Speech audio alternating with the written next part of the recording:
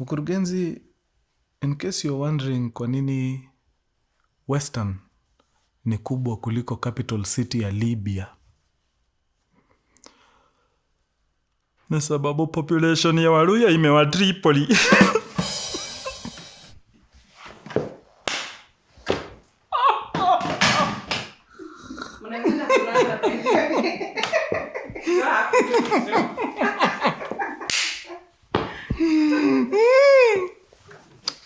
Kaenda sana.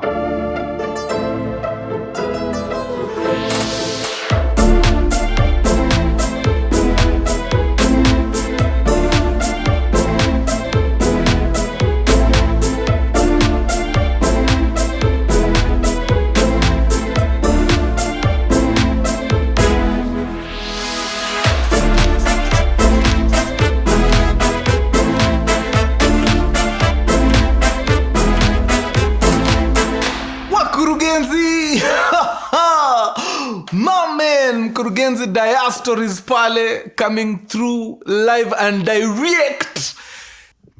Wangwana, leo kama kuna story imenishika ni hii. Nimesikia story za resilience, nimezisikia story za through thick and thin, nimezisikia, but this one stands out. This one takes the prize. Na it is my, a great honor to narrate this story to you today. In this case, tonight, sababu tuna premiere jioni. Now, the name DJ Krowbar ni jina mumesikia. But for those people ambao pengine munaishi chini ya roka mojasikia jina ya Crowbar before, wachini niwapatie tuka historia kadogo tu. Around 2008, East African Breweries Limited ilikuwa na competition ya ma-DJ, ilikuwa inaitwa Pilsner Mfalme. Who remembers Pilsner Mfalme? Very nice. Sasa tuko na nyinyi hapa kwa hapa. Now, 2008 was a very, very unique and strange year for them. Sababu gani? The competition zilishindwa na jamaa anaitwa Frederick Karomba, aka DJ Krowbar. Yeye ndio alichukua the ultimate prize, which was I think 5 million shillings if I'm not wrong, and a fully kitted van. Iko na DJ equipment na nini, and part of the agreement ilikuwa once umeshinda unapiga tour the whole year na kikosi ya EABL mkifanya mambo yenu hapo ya kupromote Pilsner na whatnot. But Frederick Karomba aka DJ Krowbar was a unique person. In what sense? Frederick was a gospel DJ. Hii competition bana, si unaona ni yaika mambos. Sasa akakuwa kwa hali ya mtafaruku mbaya. Ameshinda hii kitu, lakini kupiga hii kitu pale kwa maeria za klabu kidogo ni tricky. So it was very controversial. Lakini pale kwa organization wakasema, you know what? Alishinda fair and square, hatuwezi mfanya mbaya sababu ati anasukuma injili. No. So ni sawa. Wacha tu yeye afanye mambo yake. I think walicheza na number 2. I don't know what happened. Jusidhani Crowbar alipiga hizo tours. Now, that's how DJ Krowbar came into the limelight. So of course akapiga mashughuli hapa na pale nini. Maisha ilikuwa sawa, aka venture into audio production. Alikuwa anatengeneza ma voiceovers huko, anatengeneza ma advertisements na whatnot. Yeah, na akakuwa amesettle in kwa kazi vizuri kabisa. In 2016, something happens. In 2016, Crowbar is now, a proper audio guy pale. Akona mpaka studio yake, ikona equipment nini. Married to a beautiful girl by the name Joy. Together they have 2 kids at the time. Sijui kama sahi Crowbar umeongeza mmoja. Ama ni hawa wawili tu. Ni watatu sasa. Ameongeza. But at the time in 2016, they were only 2. So Crowbar akiwa kwa pilka zake pale kwa studio, anashangaa, anatengeneza ma-ads ziko sawa, lakini akisikia references za ads zimetengenezwa majuu. No, there's something. Kuna kitu ads zake hazina. It's like, unajua kale ka je ne sais quoi. It's missing something. But anashindwa ni nini, and it bothered him for quite a while. In fact, At some point the wife akadiscover, na hii kitu inasumbua kijana sana. Akamwambia, unajua nini babe? Actually difference yako na hawa wase wanafunga hizi ad za majuu, ni jua wase wameisomea proper. They've been to, real audio engineering schools. Wamesomeshwa hii kitu. Wewe unajua unaifanya fanya umejisomea mahali hapo kwa mitandao. Hawa wameingia chuo nini, ndio kwa maana una feel yao mazeni crispy, iko na tu something yenye yako haina. So I don't know, maybe consider going back to school. You never know. Ingia pale soma pia wewe ucheze ligi yao. But sasa hii country yetu tuko na shule mazee inafundisha audio ile levels watu wa majuu wanachezea kweli. Tricky. So Crowbar akaambia wife, okay, good idea, lakini kidogo naona itakuwa tricky. Bas, na hiyo conversation ikaishia hapo. Months later, DJ Krowbar leaves the country for the US. Sababu gani? Amepata gig ya DJing huko. Anaenda apige tour yake ndogo, then arudi aendelea na shughuli zake hapa. So anatoka hapa vizuri sana, anaingia United States of America, anapiga tour yake safi hapo, kila kitu iko sawa. But akiwa kule, anakumbuka ile conversation walikuwa nayo na wife wake Joy, anajiambia, now that I'm here, it does not hurt kuingia tu kwa hizi mashule huku majuu, nione vile hawa wase wanafanya hii kitu. Unajua ile kuchungulia tu nione, ndio nione kama ni kitu nafaa ni invest, ni kama niingie hapa. So Crowbar mazee anaanza kupiga malap kwa machuo bigi huko za film and audio. Anaona vile kazi inafanywa pale ndani hizo mashule, anajiambia, walai mamangu, nikiendelea hivi vile naendelea, hakuna vile ads zangu zitasound kama za hawase. These people know what they are doing. Like kwa darasa mnasomeshwa aliona hapo excellence. That was when the seed that was planted by Joy was now watered for the first time. Alirudi Nairobi, amechangamka deadly, akaambia wife wake, baby, ile idea ya shule, maze tu actualize, tuchangamke tuingie. So immediately wakaingia nini? Research mode. Ni machuo gani zinaweza? Wanaangalia chuo kali, ndio hiyo. Fee, wachana nayo. Toka US, twende wapi? Twende UK. Chuo kali. Fee, noma. Twende wapi? Australia. Hii chuo kali. Fee, wachana nayo. Toka huko. Hebu hii Afrika yetu ni kina nani wanasumbua? Ese wanasumbua deadly. Piga research huko deadly nini. At some point, I think ni Joy alipata link ya shule fulani iko South Africa. Kali sana mazee, napiga hii shughuli, akatumia Crowbar haraka faster. Ni aje babe? Hebu chungulia hiyo link. I think tunaweza kuwa strike gold na hii kitu. So Crowbar anafungua, anaangalia, anaona yes, shule kwanza tik iko sawa. Zile vitu niliona huko majuu sasa wanazifundisha. Nice, I love it. Fee guy, a third of kile watu wa States na UK wanaitisha. Huko mazee majuu States at the time 2016 $25,000 ndio kitu ungelipia shule ya miaka 4. Na hiyo ni mwaka moja. So for you to complete a 4-year course, hiyo ni $100,000 wadau. At the time dola ilikuwa tuseme 100, mita 10 inatoka wapi? But South Africans wanakuambia with $30,000 unaweza piga course mzima ya miaka 3. Full. Tutashindwa kutafuta milioni 3 kweli? Wanaamua, you know what? Tungangane. Tutafute hii kitu mpaka iwezekane. So of course wanaambia mtaani waseni aje, tumeamua kurudi shule. South Africa wana offer hii course mazee na ni wa deadly, na fee yao iko chini kidesign, na huko tunaweza toboa. So tuko katika pilka za kufanya nini? Za kuondoka. Now, before hata wa actualize kitu ya essay, ni important ni kuambia kitu fulani. Watu wawili walikuwa wamepanga wakati walikuwa wanaoana back in the day. Crowbar aliniambia, if there was a deal breaker in that marriage of theirs, ni mtu mmoja akiamua kutoka aende country ingine. If you are going to another country, mambo ni mawili. Either we go together as a family, ama tuamue marriage kidogo ni tricky, we kimbiza dream zako, wacha mimi nikimbize zangu. Bas, hakuna kuseparate by any means necessary. So if we are going to South Africa for school, that meant that Joy and their two beautiful children would be tagging along to South Africa. Hiyo ilikuwa iko kwa meza, no two ways about it. Bas. So wakafikisha ripoti nyumbani, ikasemekana sasa wana relocate, wanaingia wapi? South Africa. Crowbar na Joy waliuza kila kitu in that house. Viti, carpet, TV. Crowbar alikuwa biker, pikipiki ikauzwa.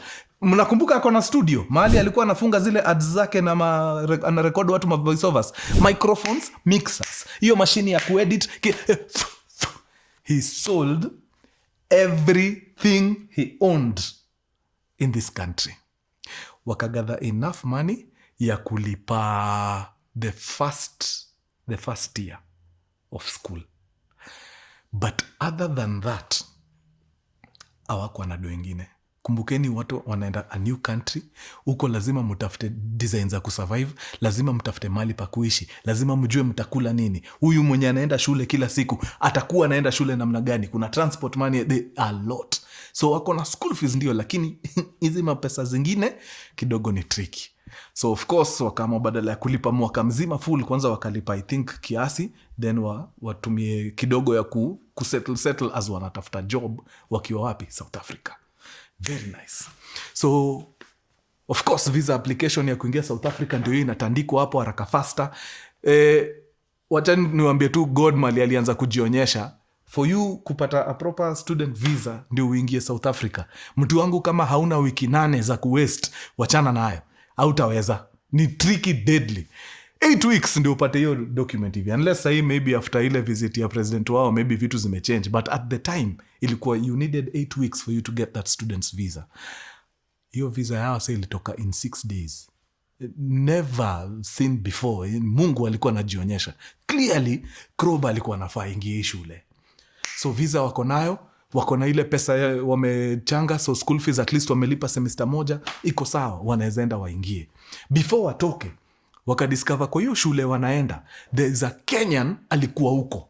Akapiga kosi yake ya miaka 3, akamaliza, akarudi.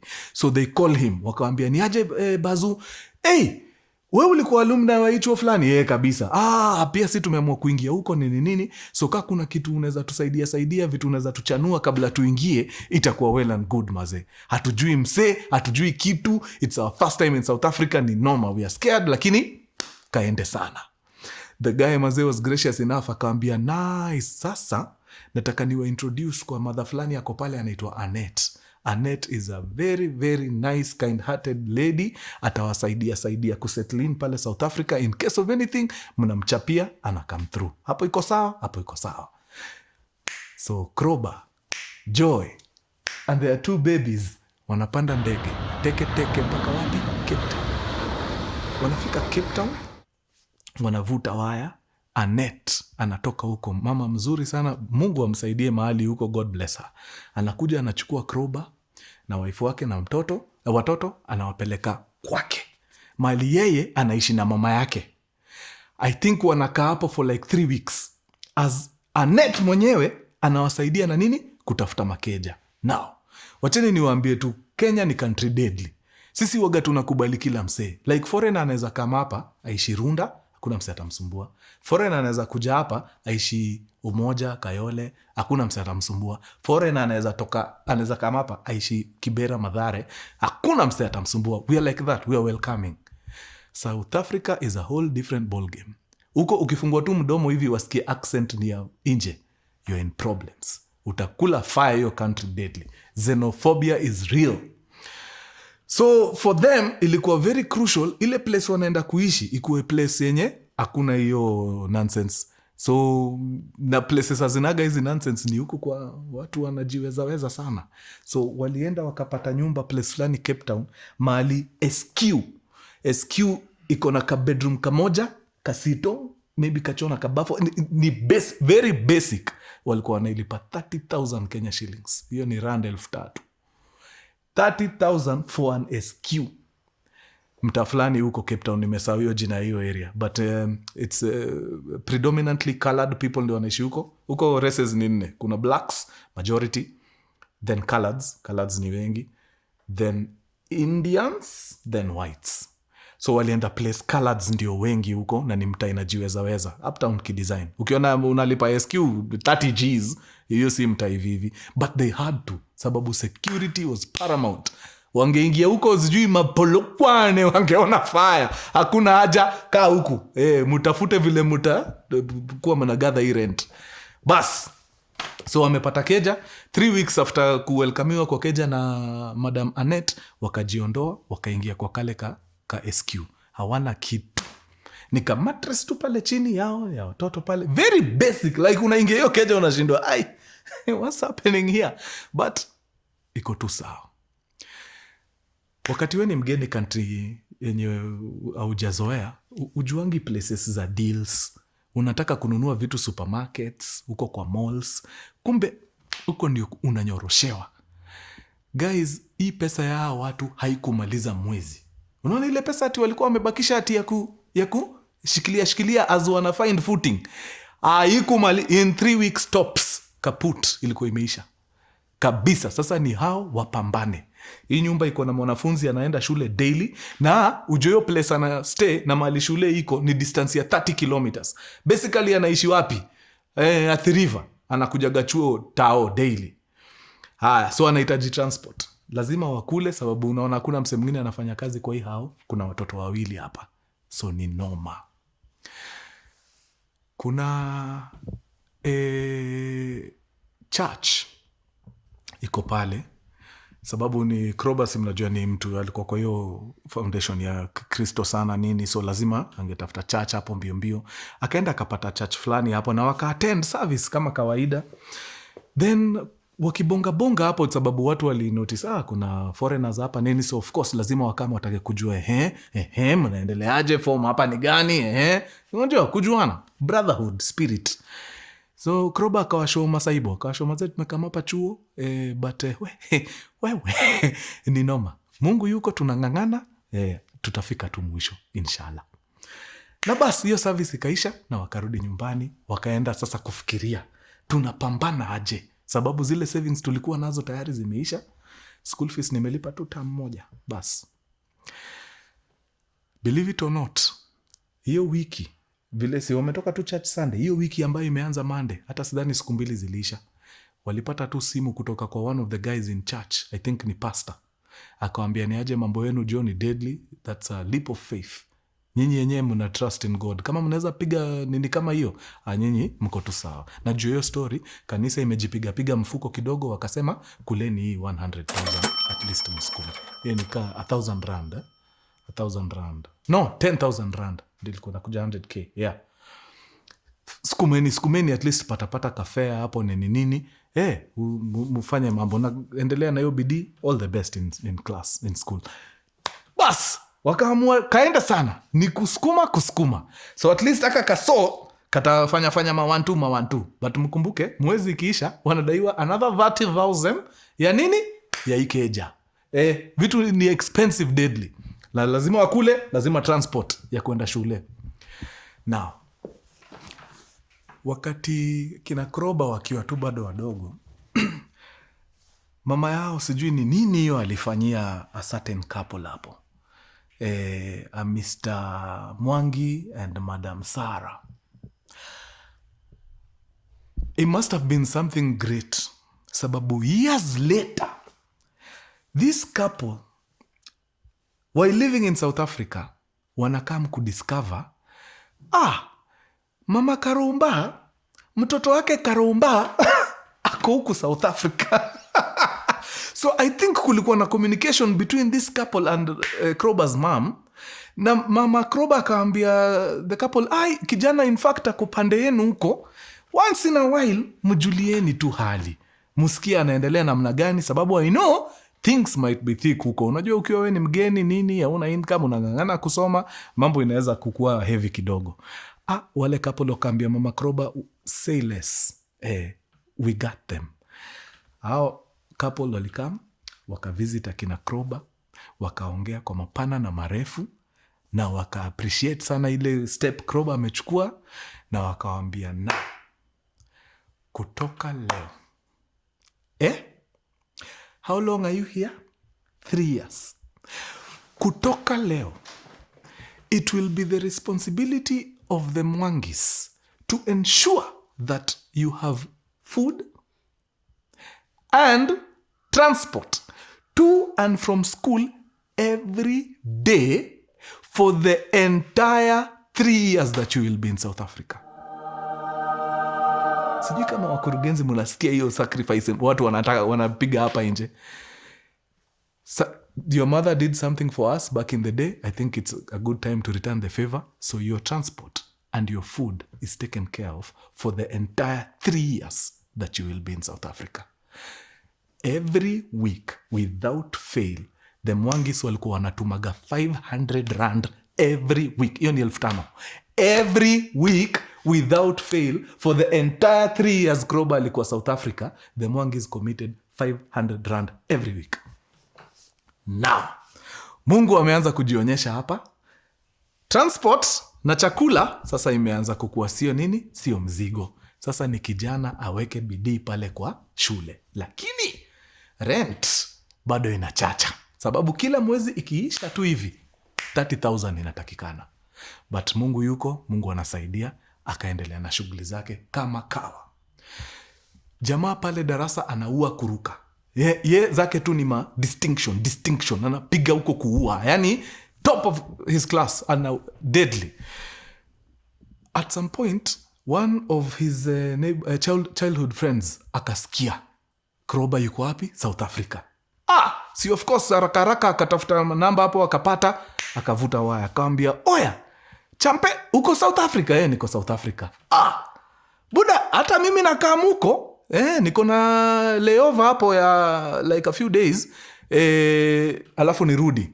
Rafiki ya Crowbar ni pilot. Siko sure anafanya na airline gani, but he's actually a commercial pilot.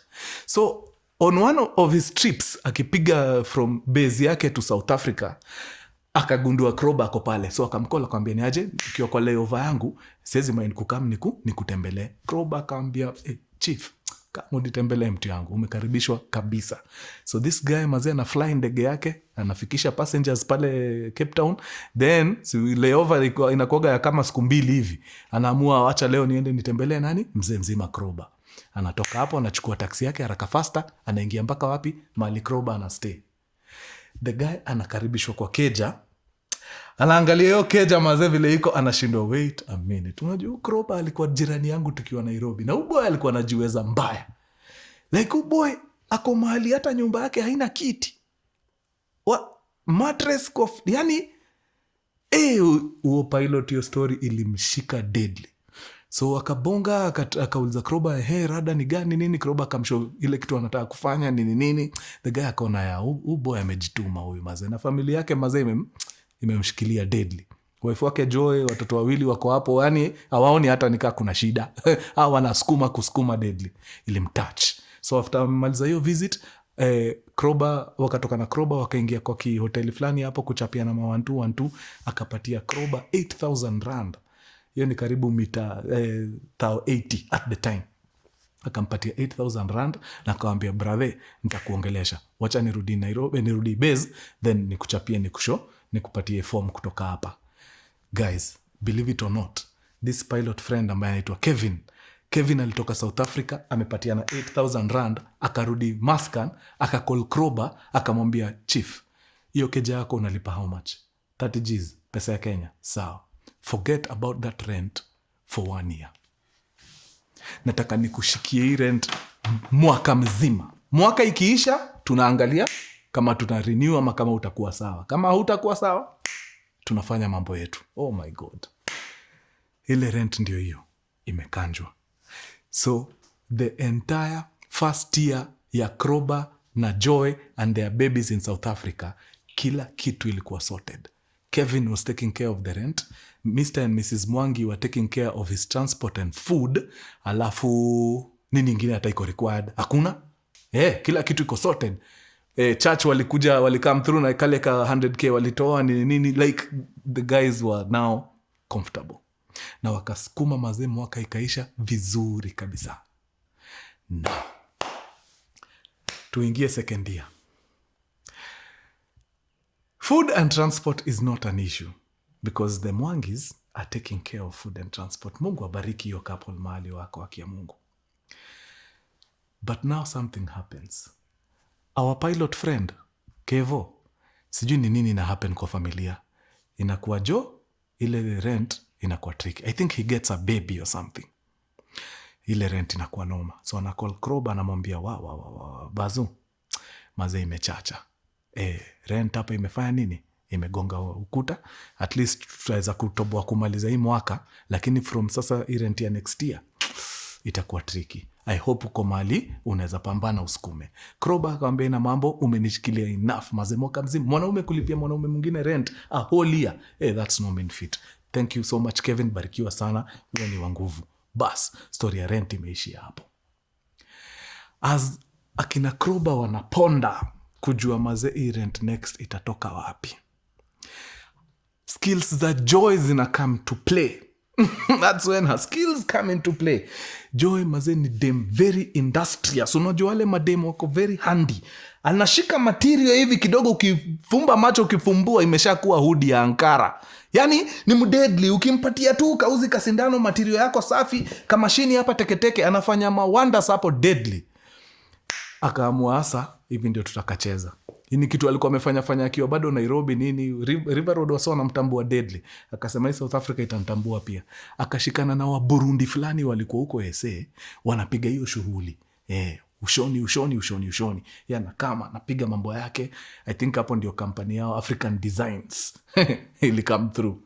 Na wanakoga na vitu kali. Sijui kama by the way bado unatengeneza hizo mavitu. Kama ziko nitaweka mapicha hapa wakuru kama wanadai wafanye mambo yao. Now, there is a couple in South Africa ambao wanaitwa the Fundis. The Fundis ni Steve and who's the lady? Faith. It's Faith, Steve and Faith, correct. The Fundis discovered, madam anasukuma hii kazi deadly, ako sawa. So mazee wanaenda wanamsponsor na nini? Mashini ya kushona. Wanawambia sasa ndio hii jembe. Kimbiza hii kitu. Joy anapiga kazi huko proper. Trust me, the second year ya these people in South Africa, Joy ndio alisimamia hiyo rent. Sababu ikamama. Anapiga hii kitu bana, vitu zinatoka hapo design ya kimataifa. Rent inasukumwa, lakini si rahisi. Kuna miezi zingine mazee inachacha, biashara iko fiti sana nini, inakami na kwa strenuous deadly.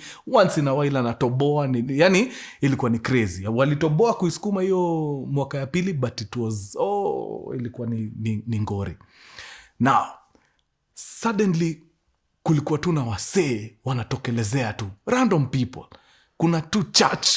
Huku Kenya walisikia kina Crowbar vile wanafanya. Huko South Africa nini. Wakarusha kakitu hapo.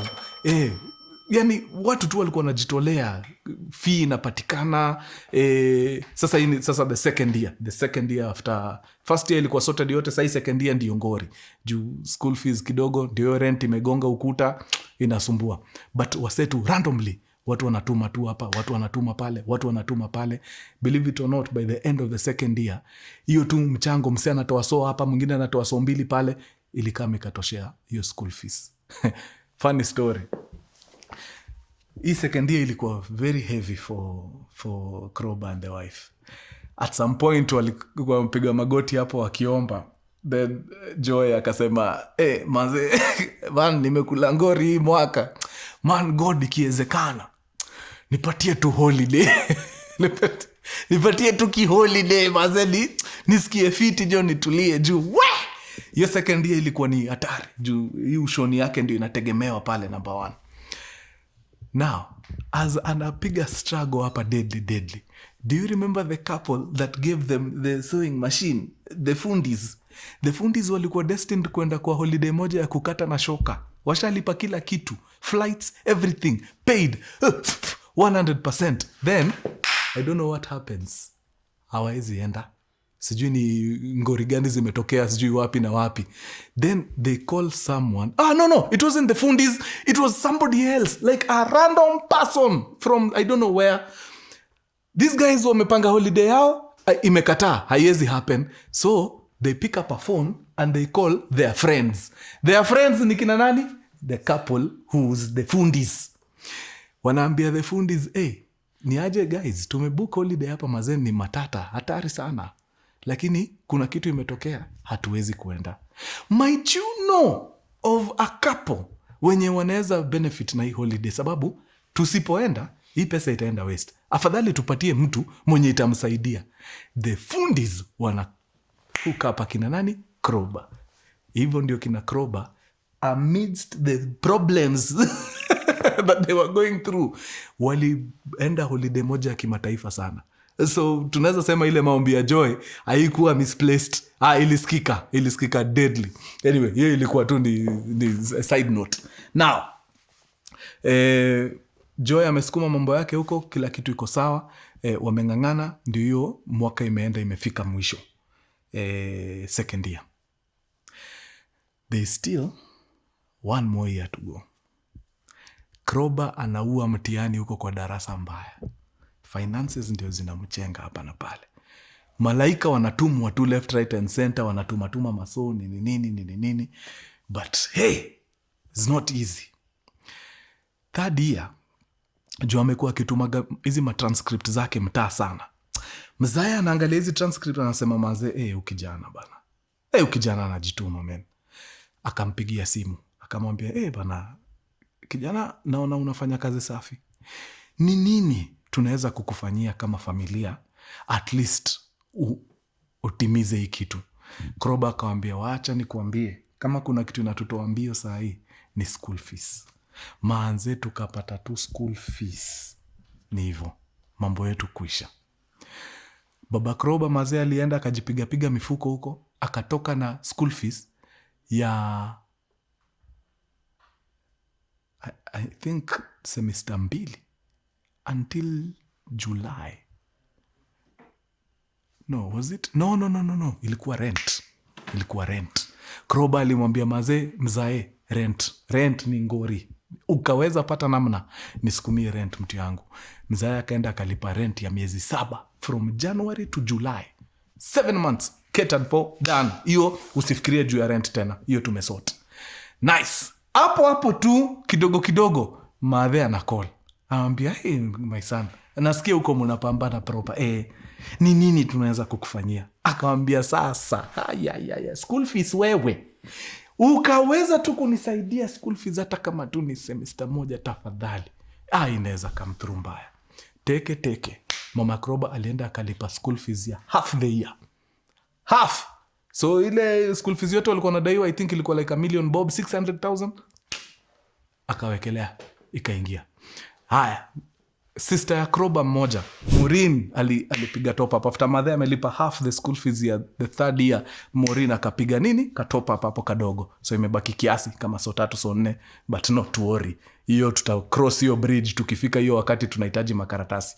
For now ni kukula kitabu na kufikiria one more crucial thing. Shule ikiisha, hawa watu hawana business South Africa because they are there on a student visa. So inamaanisha mkimaliza mambo ya shule ni kurudi nyumbani. Pesa ya kurudi nyumbani wako nayo. Umewapea. So hiyo ndio ile kitu inakula Crowbar kichwa saa hii. Anajua hapa mahali tumefika kwa shule iko sawa. Kumbukeni the Mwangis, chakula na transport kama kawa kama dawa. Hiyo iko. Rent mzaya ameshacheza hapa miezi 7. Safi. So hakuna pressure. Hizi zingine 5 zimebaki, we will find a way. Now, unaona the 7th month ikienda kuisha, Crowbar anapata simu kutoka kwa a guy he mentored back while he was uko in the States. Akifanya mambo yake ya DJing ndio akaenda mashule fulani akaona nini, mnakumbuka hiyo time? Kuna jamaa walikutana huko wana mentor nini. Huyo jamaa he was getting married. Maze akaambia Crowbar, Buddha, I do not want to know. Lakini wewe lazima ukuje harusi yangu. Wapi States? Bra, ukajua vile nakula ngori hapa South Africa. Maze kuniambia ni kuje States, hiyo ni ndoto ya mchana. Hakuna vile ninaweza piga hiyo shughuli. Roho safi. Jamaa kadaya ina mambo, wacha ni pige 1 2 alafu ndakuambia. So I'm not very sure. Crowbar, maybe correct me if I'm wrong. But I think this guy in the States alikuwa part of a church group yenye DJ Krowbar alikuwa in Kenya. Inaitwa inaitwa Watetezi. So Watetezi walikuwa ni Bible study group fulani hapa Nairobi. Kina Crowbar ilikuwa very tight knit, wase wa nguvu sana. So I guess this guy in the States alikuwa part of a group. I might be wrong.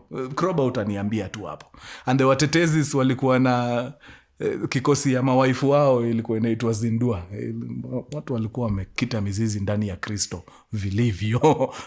So now, I don't know kau jamaa aliongea na hao wase wazinduka na Watetezi, but all of a sudden kikosi inapigia Crowbar, wanamwambia Gave, here is how we are going to operate. Joy and the babies and you will leave South Africa. Joy will drop the babies where? In Nairobi. Then you and Joy will go for the wedding.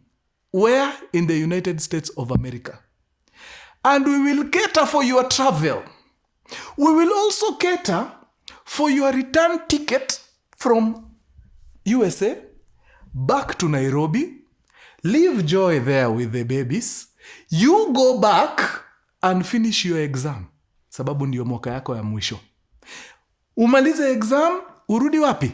Nairobi, Kenya, muendelee na maisha kama dawa. Basically, travel yenu yote as a family kutoka South Africa is fully catered for. And not only that, hiyo lap mnapiga ya kwenda harusi ya brother yetu pale majuu, tumeishughulikia pia. Changamka, kimbia harusi, jibambe, steam off, then go back to South Africa na nguvu mpya ya kufanya mtihani, enda koboa hiyo mtihani proper, then come back to Nairobi, uendelee na kazi kama dawa. And that is exactly what happens. Crowbar anatoka na familia yake South Africa, wanakuja Kenya, wanadrop watoto. Yeye na mrembo wake Joy wanachangamka US Tekengori. Wanafanya harusi huko, wana attend harusi ya rafiki yao, safi sana. Wanatoka kule, wanarudi Nairobi, Kenya. Joy anabaki na watoto, yeye anaenda South Africa kumalizia mtihani. Now, you are asking yourself, watu waliuza kila kitu wakitoka hapa? Wamerudi hapa wapi? Kwa nani? Now, kuna sister ya Joy anaitwa Gathoni. Gathoni aliweka Joy na watoto wawili kwa Airbnb until ile siku hao watu waliweza kujisimamia wenyewe. Out of pocket, mfuko yake. Ndio ujue kuna malaika kwa hii dunia. Sorted, wako na nyumba yao, so they don't need to worry about furniture, nini. Airbnb siko na hizo vitu zote ndani. Bas, so kids and Joy wako sorted. Crowbar naye kule ameenda, amepiga mtihani yake safi, amemaliza, amekuja back to Nairobi. Kukuja back to Nairobi ndio ujue pia Mungu wa Crowbar ni ule mwingine alalagi. Hakumaliza hata wiki mbili, guys. Alikuwa ameshapata kazi wapi? Standard Group, KTN.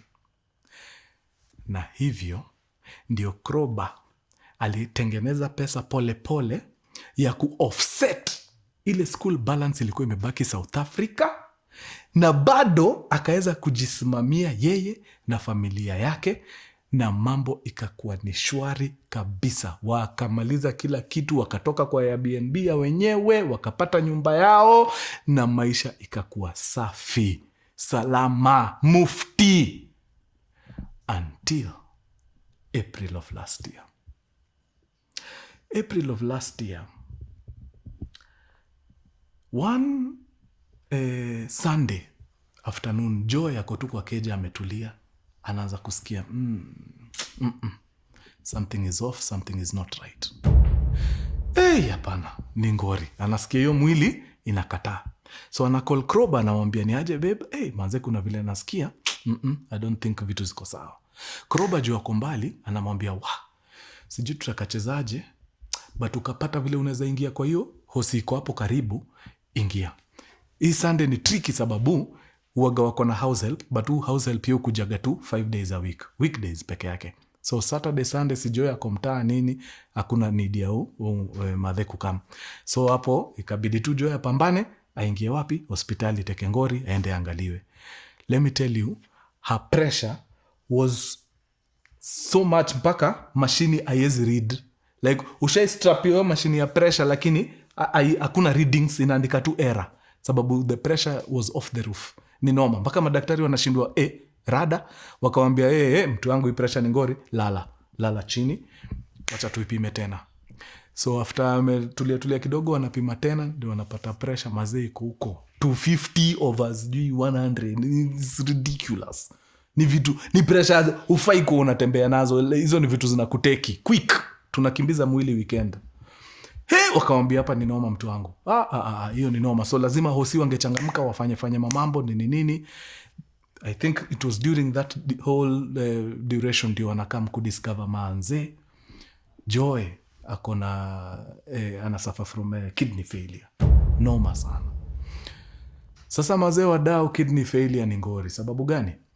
The kidneys zinashindwa kufanya ile bodily function yao ya kawaida ya kusafisha damu. So now a machine has to do it for you. The worst thing ni ati once your kidneys are damaged to a certain level, they cannot be reversed. Hiyo imeenda. Crowbar mazee and the family were really hoping bana Joy yake ijafika hiyo level yenye ni irreversible, but bahati mbaya mazee wakadiscover the damage was too much.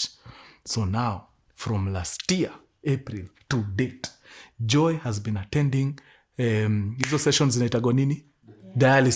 Dialysis sessions twice a week, every week, 52 weeks a year. It's expensive, it's time consuming, it's draining. And the worst bit, hii ni kitu hata mimi nimediscover juzi, you can't do it for life. Dialysis has a lifespan. Daktari ni correctini kama napoteza watu wangu.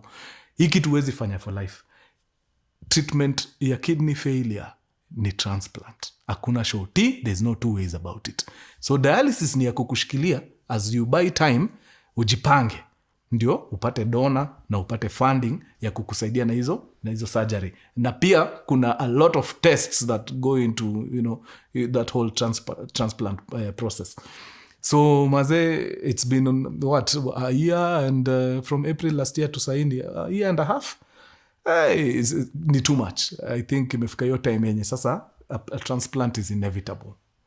Again, Mungu wa kina Joy na Crowbar, mimi sijui ni Mungu wa aina gani. Kuna huyu sister amelipa ya BNB hapa sijui for how long, anaitwa Gadhoni. Sasa wachana huyu. Kuna mwingine anaitwa Mercy. Ameshapiga test zake haraka fasta huko, wakadiscover she's a perfect match. Amekama amejitolea kidney yake moja iende isaidie sister yake. So now they have a donor. Tests ndio bado zinaendelea kufanywa hapo. I think Joy needs to undergo a couple of tests bado. But the only thing is stopping them from this transplant ni hiyo cash inahitajika. It's not a very affordable affair. I think hii transplant yote na kila kitu plus meds na nini na aftercare na everything, it's gonna cost them upwards of 6 million bob. So wadau, as I wind up this story, mona mazee vile aso wamekapitia kwa hii life. Hii life yani inawarusha deep end, wanaswim, wanarudi kwa show, inawashika, inawarusha tena. But mazee wamekuwa pale wakisukuma through thick and thin. I think this is by far one of the most inspiring stories nishawaisikia, one of the most inspiring stories nishaitel. Na just juu ya the fact that wametu empower na history yao deadly, I think it's prudent, it's only fair turudishe tu mkono kama wakurugenzi mazee. Tuingie pale, tusupporti familia, Joy apate kidney sababu time is ticking pia. Simesikia hii dialysis amekuwa akifanya kutoka last year April. Ni noma. By now tunafaa kuwa tushaanza kushughulika na history ya transplant. So wadau mazee, kuna paybill number iko pale, nitaipin hapa kwa screen. Account number, wanacheza na account number 3. Lakini for us, mnaweza cheza na account number mkurugenzi. Ndio hata wakiona ile pande wanajua ni mkurugenzi fulani ametuma hii. Sisi wote ni wakurugenzi hapa. So ukiandika tu mkurugenzi watajua kuna mkurugenzi fulani wa Abeli amecheza kiyeye hapa. Mazee tufikishieni mtu akina Crowbar hii target. As at now najua wamesonga. Ilianza wakitafuta 6 million, but by now I think kama 2 million hivi ishapatikana. So kuna 4 tu imebaki haraka Na hiyo niko sure ni kitu wakurugenzi wanaweza shine nayo hapo mbaya sana, mimi nikiwa mmoja wao. Sasa wadau, so tuchezeni kisisi. Ase wame go through enough. Yeah, it's about time sahii wapumzike mazee, wacha tu watoe kwa hiyo ngori. Sasa wadau, hapo sawa. Shukran sana. Kuna wase najua hawana access ya Till, juu either wako majuu ama nini. Kuna phone number nitaweka hapa, actually nitaiweka kwa screen, ndio hiyo, na nitaipin hapo kwa comments. So kama uko majuu au huwezi access story ya lipa na cheza tu na namba directly, hiyo itawafikia. Bas waambie tu hapo kwa message ni aje, hiyo ni ya mkurugenzi fulani wa majuu, watasikia fiti. But imekuwa true sana wadau, tusukumeni hii familia. Nyinyi ni wa true mazee, tumetoa wengi kwa ngori, hatuwezi shindwa na hii. Nayo wadau, au sio? Imekuwa true sana. Adios muchachos guys. Peace. Haya, watu wangu wa notes, kuna kitu nimewacha nje. Manze after South Africa. Na sawaje hiyo part? After South Africa, movie yake ya kwanza kufanya, unajua na ile knowledge yote alitoka nayo South Africa, movie yake ya kwanza kufanya ilikuwa ni click bang. Now hata sijawavuta heartstrings. Click bang, yeye Sti Modest mwenye alikuwa anashughulika na scoring ya music, Safe Joe alikuwa anashughulika na dialogue, yeah. Dialogue solo location solo le tall guy, although solo yake ilikuwa mia pale location. After location yeye alikuwa amekafunga, so huyo wacha tusimweke hapo. Ilikuwa wewe Safe, nikisema wewe na maanisha Sti huyu wetu. So Sti, Safe, Modest, DJ Krowbar, mimi na Philo. Tulikesha studio days tukifinya hiyo kitu maze. Audio ni ngumu by the Sti na kina Crowbar, we can never pay you enough. Hiyo kazi ni ufanya si rahisi. Crowbar akina hawa walipambana na hiyo sauti, so unaweza watu kina Sti walianzana nayo location, wakakuja nayo mpaka post. Crowbar the same, alikuwa tunakesha na yeye asubuhi wakati si tumedoze, ameamka anafanya mavitu bado, anakata vitu zingine, anaongeza vitu zingine nini, and at the end of everything, imagine anakama anatuambia, wadau, mimi niliona ile kazi mnapiga na niko all for it. I know you guys are trying to change the industry, so for that I will not charge you a dime. We did not pay Crowbar a single shilling, a single coin for click bang. The guy aliua mpaka alikuwa nominated Africa Magic Viewers Choice Awards Nigeria. He was nominated kwa best sound, I think. Not a dime. That's why na film mazee, wakurugenzi nisaidieni kurudishia huku jamaa mkono. Ametukufia, ni time yangu tu kumkufia. Na juu sababu siwezi mkufia nikiwa peke yangu, nyinyi mkiwa, itabidi tukufe sisi wote pamoja. Au sio wadau? For your information. Yes. Crowbar ndiye alinifunza sound ADMI. Crowbar ndiye alikufundisha sound ADMI. Yes, he's one of the top sound lecturers in ADMI. Yes. Hey, uboya na CV bana. Yaani hatari man. But yeah, it's true, he's one of the most, diligent guys nishai meet. He's like haijalishi ana go through pressure gani. Kuna wase tulikuwa tunataka wanatusaidia kuuza click bang huko nje. So kuna vitu waliitisha, wakatuambia, now for us to be able to try and sell this movie for you, you need to deliver some things. Hizo vitu, part of them ni vitu Crowbar ndio lazima angetushughulikia. Na mimi naongea kitu ya 2 weeks ago, hata si ati ni kitambo. Do you know Crowbar alikuwa maze anamaliza shughuli yake ADMI, anaanza kukalia hizo files zetu tena, akitushughulikia hiyo kitu ndio atupatie tuweze kusubmit on time. Kumbe hii time yote wife wake mazee asikii fiti, anakula pressure ya home kujaribu na asemi anatudeliveria tu mavitu hapo. Kumbe jamaa mazee Crowbar man, God akubless. Vile mwisho nikiambia wase roho yako haina wengi. Joy, it shall be over soon. Unasikiaga wakurugenzi wewe tu wajui, it shall be over. Ngoja uone hii kipindi ikienda. 6 million kwa account. Wadau imekuwa true mazee. Nyinyi wa deadly.